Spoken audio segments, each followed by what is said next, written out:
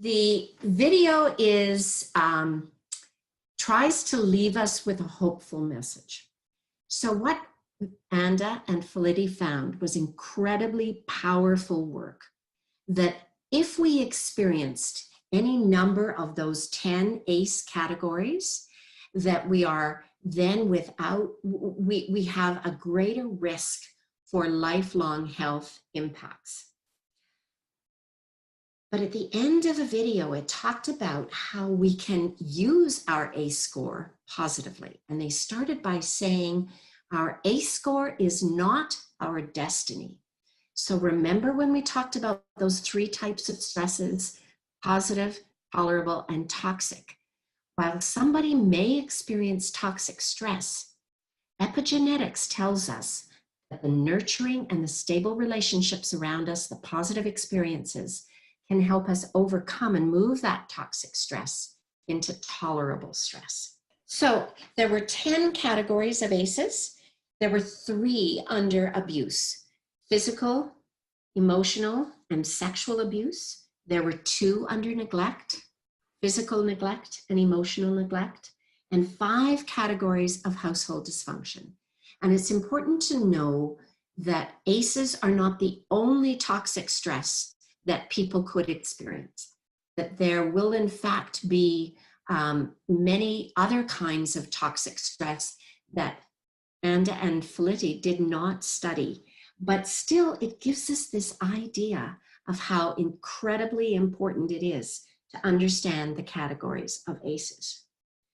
Let's try switching the slide, Lynn, and see if we have the pyramid on the next one. In the video, they talked about how increasing number of ACEs actually will lead to early death. So the video or the graphic that was on this slide and is on this slide, when you see it there, there's a pyramid. Essentially what it's saying is that the number of ACEs early in life lead to disrupted neurodevelopment. So the brain doesn't develop as well. Harken back to those slides that I showed you of the extremely neglected child. Then we have social, emotional, and cognitive impairment. So I'm going to hopefully show you a graph in a minute that shows you what the cognitive impairment might look like. And this leads to the adoption of risky behaviors. So if you've got cognitive or emotional impairment, you end up adopting risky behaviors. You may self-medicate using alcohol, using drugs. If you've been sexually abused, many people self-medicate by eating and putting on a lot of weight so that they're no longer physically attractive. And those sorts of self-medications lead to disease, disability, and social problems. And because of that, we end up living a life that is 20 years shorter. So our ACEs, because of the way they lead us into risky behaviors, can shorten our lives. Now, they talked about this as being intergenerational. And so those of you who work with Indigenous populations, this is the whole idea behind intergenerational trauma, because we pass on those traumas through our inability to parent our children and pass it on from generation to generation until we're able to break the cycle with positive, nurturing relationships and experiences, your work. Now, the next slide is the probability of outcomes. But if you have no ACEs, for example, there will be 1 in 16 people who smoke. But if you have 1 to 3 ACEs, you have a chance of 1 in 9 of being a smoker. And if you have 4 to 8 ACEs, that's reduced to 1 in 6 who will be a smoker. The use of IV drugs I find really incredible. If you have no ACEs, only 1 in 480 people will use IV drugs. So it's very rare. But if you have 1 to 3 ACEs, 1 in 43 of you will use IV drugs. And if you have 4 to 8 ACEs, 1 in 30 will use IV drugs. And the other one that I find incredibly important is that if you have no ACEs, 1 in 96 will attempt suicide. But 1 in 3 ACEs, there'll be 1 in 10 attempting suicide. And with 4 to 8 ACEs, 1 in 5. So your chances of smoking, of becoming an alcoholic, using IV drugs, having heart disease, and attempting suicide goes up radically from 1 ACE to 8 ACEs. The next slide that we would show you is a graph that you'll see in the online program. And I think it's really important. I put this one in because for me, it's really important that we think about the children who we have in our classes. And we know that increasingly we seem to be getting more children with developmental delays. Diagnoses of ADHD, FASD, oppositional defiance disorder, ODD, a number of other disorders in our class. And what the ACE study shows is that when children have 7 or more ACEs, get this, they have a 100% chance of developing a developmental delay. 1 in 100% chance. And the next one, Lynn, please. And there's the probability of outcomes that I went through with the smoking, the IV drugs, and the suicide. And then now onto our graph that we were just discussing, Lynn. So there we go.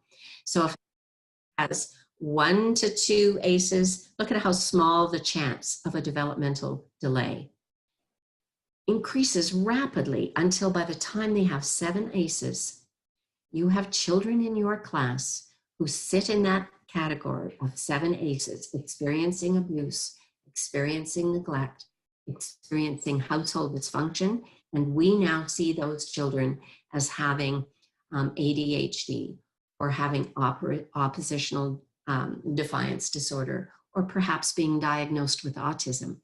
And potentially those developmental delays that we see in our children can be clearly traced back to the number of ACEs that they've experienced in their first 3 years.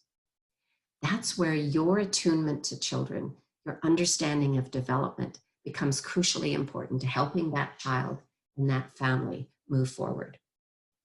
The other thing I want to say about the ACEs before I move on is that ACEs should be a positive message in the end. So in Alberta, they've done the ACE study now, and I said to you about 45% of all Albertans are experiencing at least 1 ACE. What's happening now is that some primary care networks have adopted using the ACE questionnaire when parents come in with children.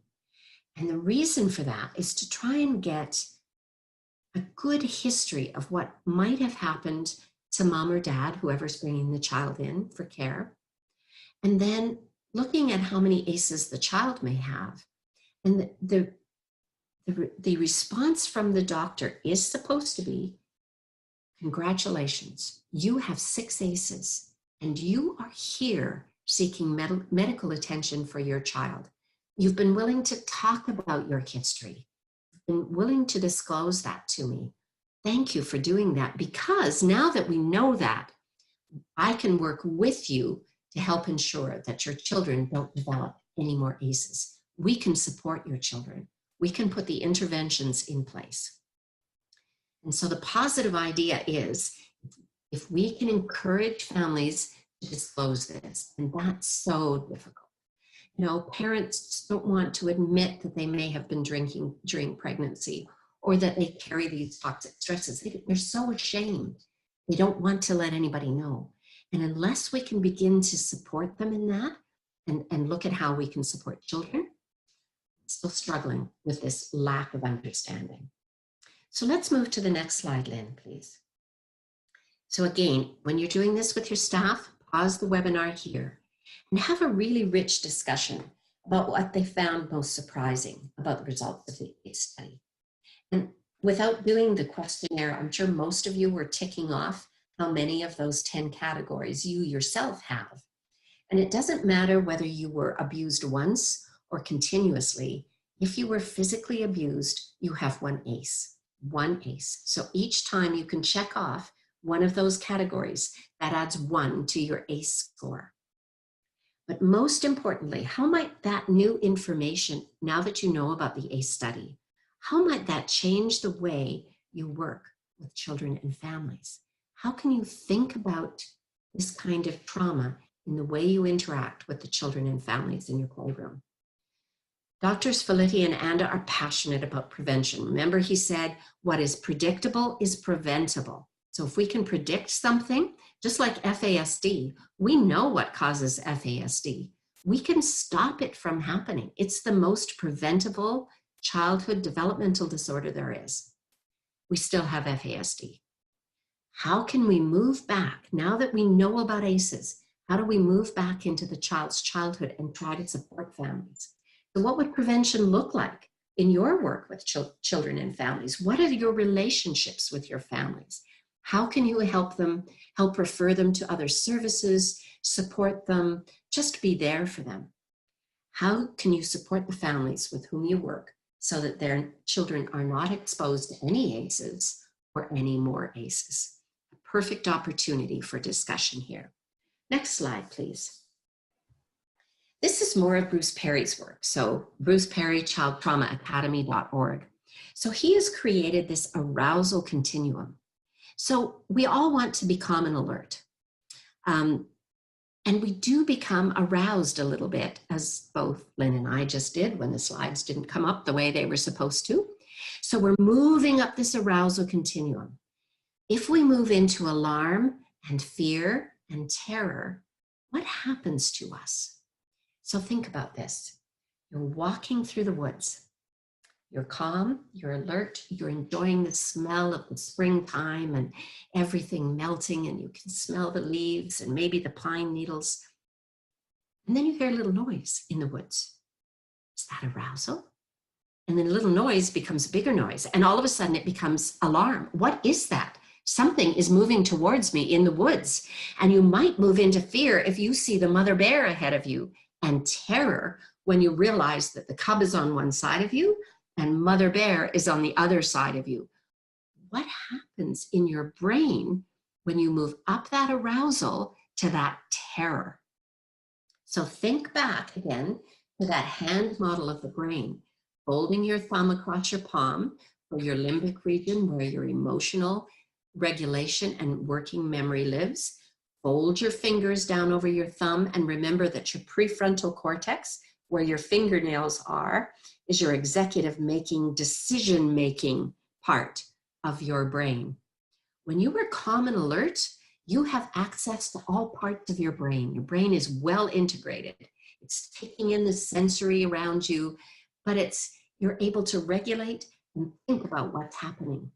But as you move up that continuum, first of all, remember Siegel talked about flipping your lid, your fingers come up, you're no longer have access to your executive function, your decision-making part of your brain. Now you're working on emotion. And as you move towards fear and terror, you actually move right back down into your brainstem, where your brain is gone into survival mode and tells you that you either need to fight or flee or freeze. And when you're in that part of your brain, you don't have access to anything other than how to stay alive. So let's look at the next slide, please, Lynn. So this is Bruce Perry's stylized version, and he refers to 4 parts of the brain as opposed to Dan Siegel's 3. So if we look down at the bottom, there's the brainstem, and what we do there, that part of the brain works on our blood pressure, our heart rate, and body temperature. So when we're in terror, all of those things increase. Our heart rate soars, our body temperature soars, our blood pressure soars. And all of those mechanisms are trying to allow us, when things soar, to fight or to flee. If, on the other hand, our heart rate and our body temperature go down, what we're doing is freezing. And the body slows everything down so that we go into this dissociative state, this frozen state. If we look at the midbrain, That's where our motor regulation, our arousal, our sleep, our appetite, and our satiety. So when we're working and when we're alarmed at that part of our brain, we may become clumsy or we may become super strong. So some of you may have been in an experience where you run faster than you thought was possible to grab your child before he ran into the street. Or your strength increases as you're able to lift something up that's fallen over onto someone. We demonstrate our stress by mixed up sleeping patterns. Some people will just go to bed and sleep and sleep and sleep, whereas others will not be able to sleep at all. It may affect our appetite. We may just quit eating, but more likely we eat way too much. We overeat. If we're working in the limbic region under stress, we lose our ability to delay gratification. We want things now. We can't wait for them. Our attachment becomes disordered. Our language becomes limited. Our sexual behavior may become erratic. We may have emotional reactivity. We react more strongly to things. But if everything is working as it should be, and our cortex is folded over our thumb, we're fully capable of abstract thought and concrete thought. But let me give you one more example, and we're going to work at the top. I bet you fully half of you have test anxiety. That was the worst part of going to school, was having to write the test at the end. And so you study, you cram, you read, you study, you cram, and you come to the exam and you know this stuff. So your hand model of the brain is fully folded over. You have access to the neocortex, as Bruce Perry calls it, or the prefrontal cortex, and you know this stuff. But you come in and you sit down, and maybe your exam's in the gym, and there's a couple of hundred people in there, and people are coughing and shuffling their feet and putting their backpacks away and putting their IDs on the corner of the table. And all of a sudden your nervousness starts to build. You're no longer calm and alert. You've moved up in the arousal continuum, and maybe you're starting to feel alarm. And what happens at that point is you flip your lid, and now you don't have access to all of the information that you put into your prefrontal cortex when you were studying. And so now in alarm, you've moved down into that midbrain region. And all of a sudden, you may be able to put your name on the paper, but you've probably forgotten your student ID. Or you look at question 1 and you go, oh my gosh, I don't know the answer to that.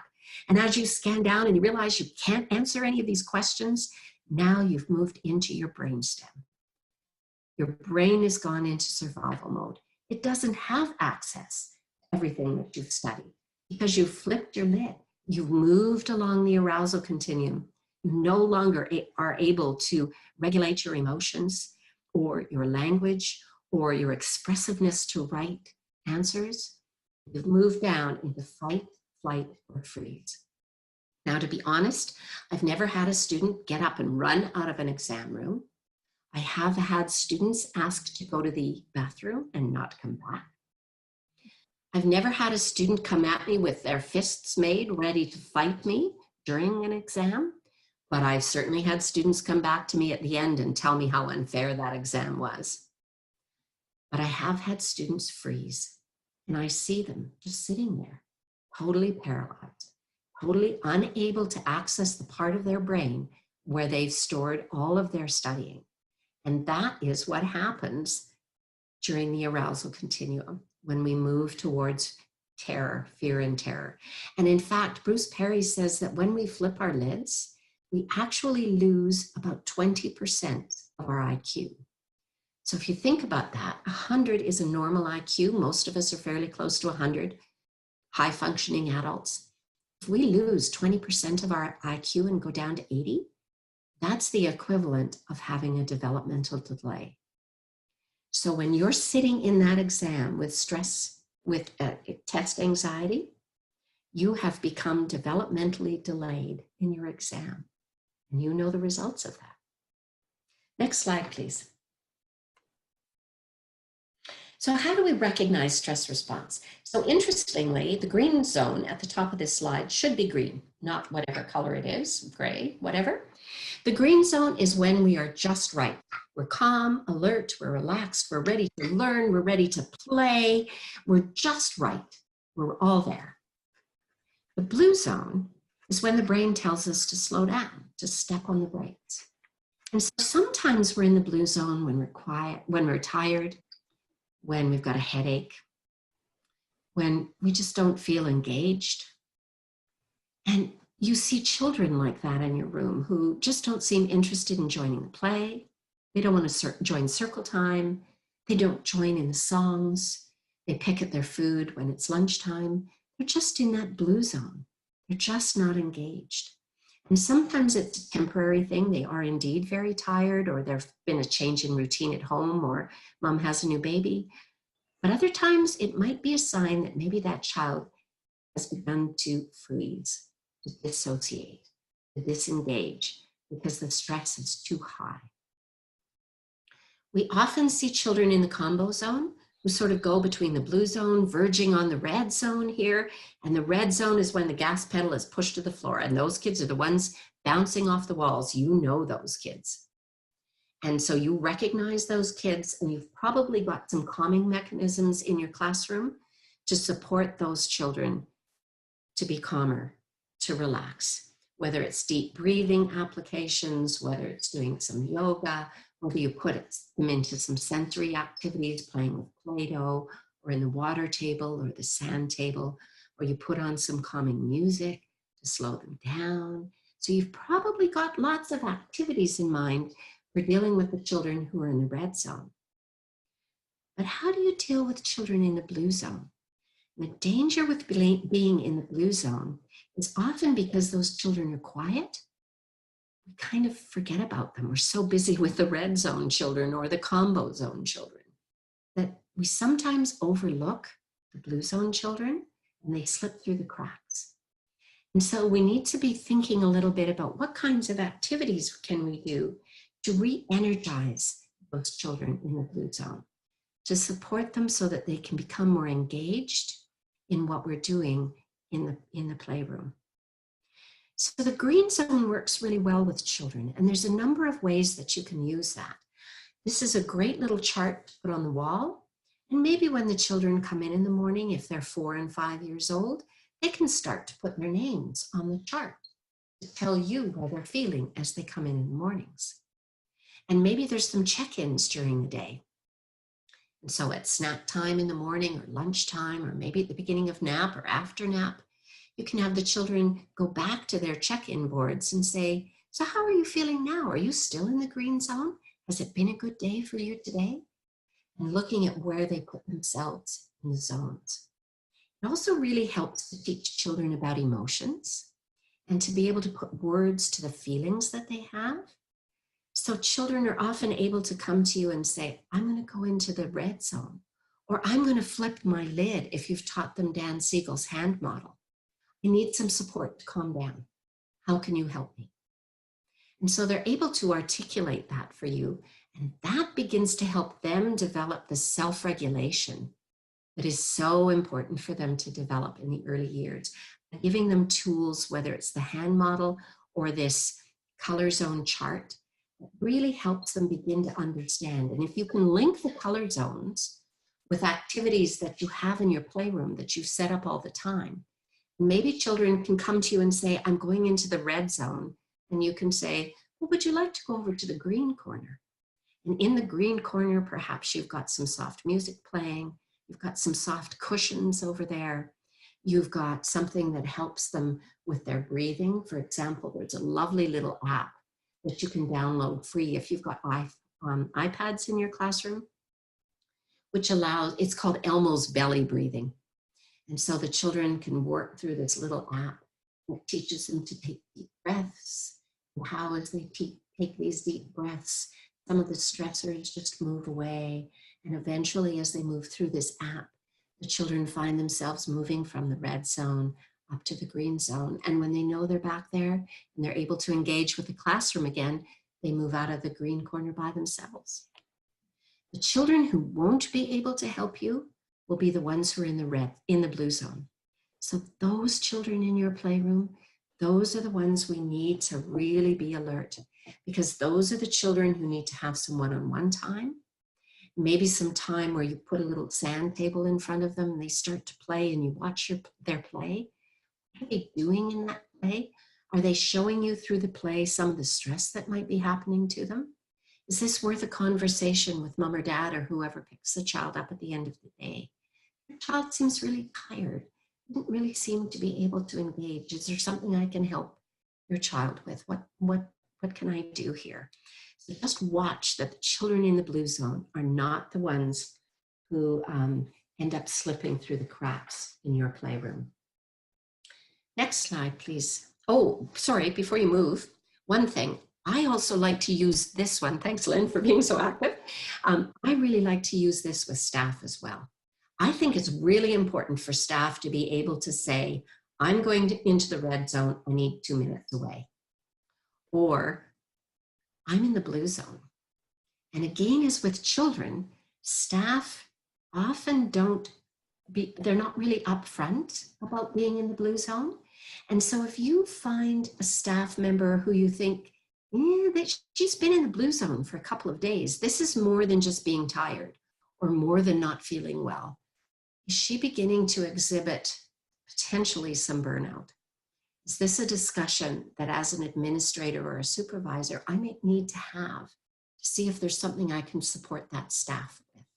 So again, even watching the staff moving through the color zones, and if you see too many children, too many staff operating in the combo zone, it means they're just on the edge of moving into the red zone. How do you stop them in the combo zone before they get into the red zone? So it works for parents, it works for staff, it works for children. It's a really simple technique to self-teach and to self-express where you're finding yourself. Thanks, Lynn. Next slide. All right, I love this acronym NUTS. So Sonia Lupien is a Canadian researcher, which is really cool. And she talks about how stress is just nuts. And when you think about this, think about new children, for example, coming into your program. What do they experience when they first come into your program? We hope it's only positive stress. But in reality, when we think about it, that coming into your playroom for the first time, there's all that novelty. They don't know what to expect. It's very unpredictable. It's new, it's unpredictable. There's all these new children, there's all these new adults, there's all these different toys. The routines will be different. And sometimes there's the threat to the ego. You know, in their previous center, they knew where everything was and they were a leader. They often helped the educator with setting out things on the table or setting out snacks, whatever. And here in this new environment, they don't have that same thing yet. So at the moment, it's a threat to their ego. They're not where they used to be in the hierarchy of the playroom. And they experience a sense of loss of control. They didn't have any control over coming to this new playroom. It wasn't their decision to move, to switch childcare centers.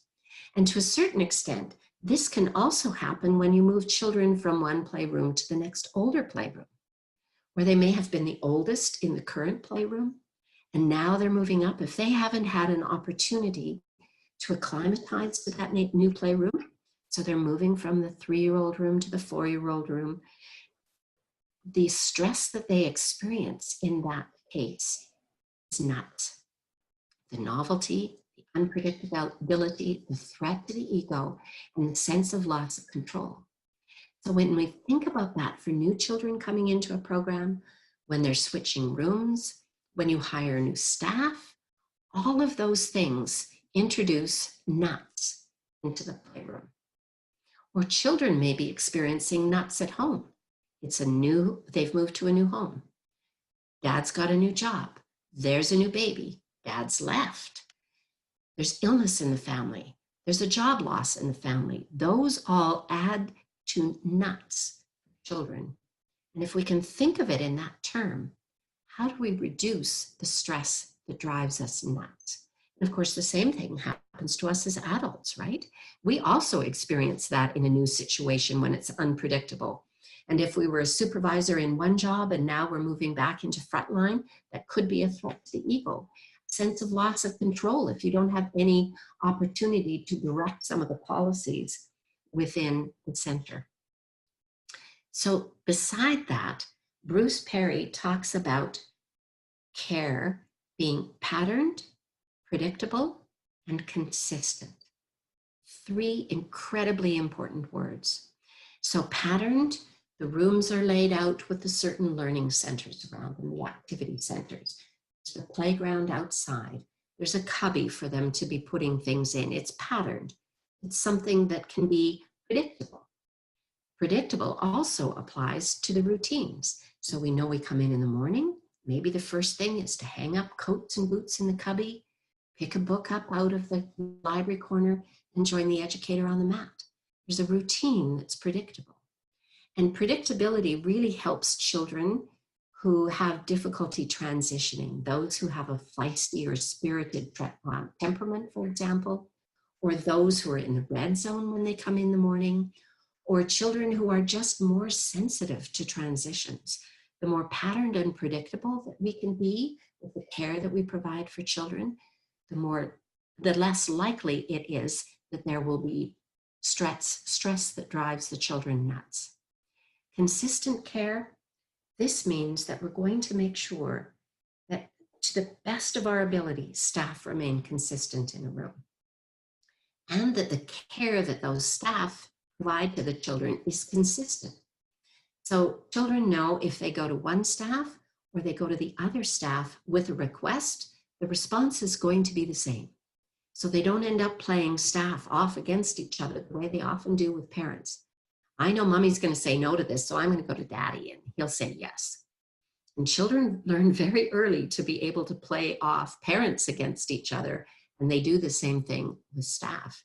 But the other thing that's really important is that if they go to one staff and they serve, remember our serve and return metaphor from last time? If children go to a staff member and they serve and they get a return, they know they're going to get a return from this staff member and this staff member and this staff member. They're always going to have their serve returned.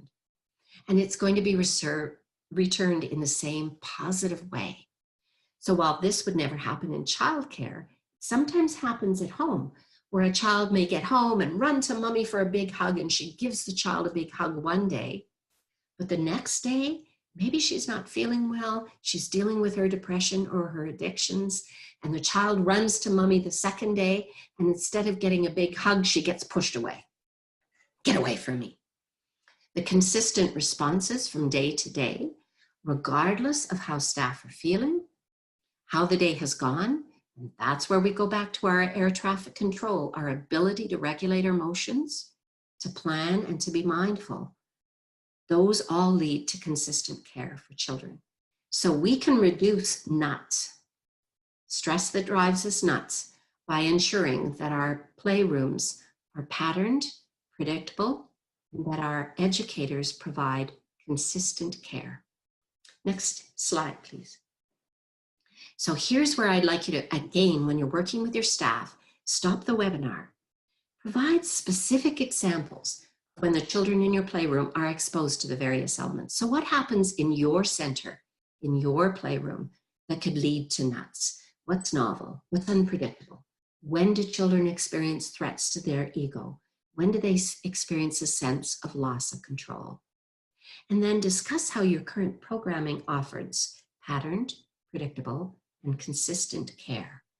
And when you've talked about those two things, then talk about what you can do to make your programming more responsive to children and less likely to cause added stress for your children. And it may be very simple changes that you can make in terms of the way you greet children in the mornings, the way parents are welcomed into the playroom, the routines that you have first thing in the morning or end of the day around transition times.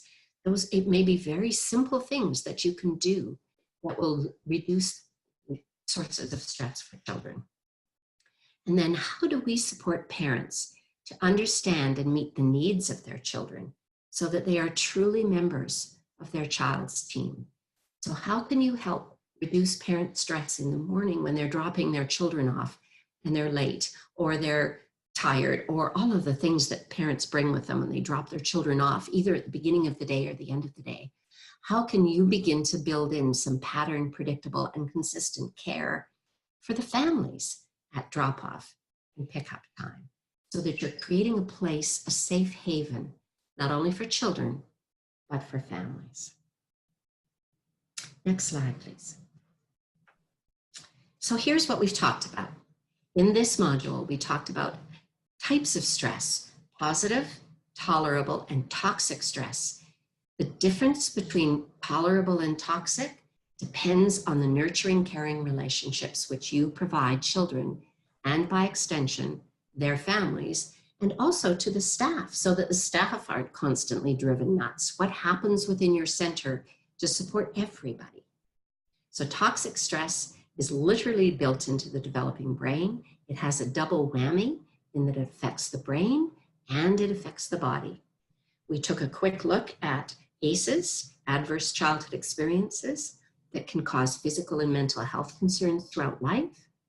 We just talked about the color zones from green, blue, yellow, and red, which can help us recognize stress in young children, also in parents and educators.